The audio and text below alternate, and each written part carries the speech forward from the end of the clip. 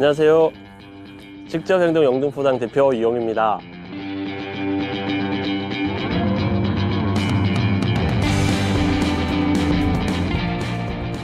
오늘은 저번에 역세권 청년주택에 대해서 한번 이야기해 드렸는데요. 지역의 우후죽순처럼 지금 들어서고 있는 지식산업센터에 대해서 한번 이야기해 보려고 왔습니다. 여러분 보시는 뒤편에 있는 엄청나죠? 네, 15층짜리 건물이고요. 여기는 당산동에 위치한 지식생각공장 혹은 SK생각공장이라고 지역에서는 불려집니다. 여러분 보시기에 왜 지역개발만 이렇게 하나 시리즈 같은 느낌이 들 것 같아요. 이후에 오피스텔 그리고 근린생활시설 또 저층 주거지에 많이 들어서고 있는 도시형 생활주택에 대해서도 이후에 말씀드리도록 하겠습니다. 먼저 지식산업센터 그러시면은 뭔가 이제 IT가 있고 무슨 고부가가치 같이 느껴지시잖아요. 하지만 지식산업센터는 그냥 여러분들이 2008년부터는 아파트형 공장이라고 불려진 곳입니다. 2009년부터 법률 개정이 되면서 지금 지식산업센터라고 불려지고 있는데요. 근데 왜 이렇게 주거지에 많이 생겼지 하실 수도 있을 것 같아요. 그거는 원래 주로 수도권 신도시 택지의 지구에 대부분 많이 지식산업센터를 지었습니다.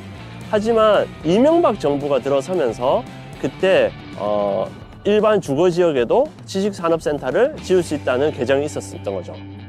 하면서 이후에 수도권 규제를 좀 완화하는 정책으로 부동산에서는 받아들이고 지금처럼 부동산 개발업자와 기초단체 단체장들의 어떤 암묵적인 다다바에 엄청 부동산을 개발하는 어떤 돌파구가 돼버린 거죠. 해서 제가 알기로는 2020년 가장 많은 지식산업센터 승인 허가가 난 거로 알고 있습니다. 자, 그러면은 이런 단합 구조가 다 불명하고 어려운 부분이 분명히 있습니다. 하지만 그냥 지자체가 그냥 넉넉히 있나요? 아니죠. 대부분 이런 개발 사업에 있어서 개발 이익을 기부 체납 받는 형식이 있습니다. 해서 주민들의 복리 증진을 위해서 구청이 나서서 어떤 협약을 맺기도 하는데요. 제가 알기로는 2021년도에 여기에 교육복지에 관련된 시설이 들어온다고 했고 1층에서 3층까지는 어린이 도서관, 5층에서 6층까지는 장애인 관련 시설, 그리고 5층에서 7층까지는 발달 장애인들을 위한 평생학습센터가 들어온다고 기사를 확인했습니다.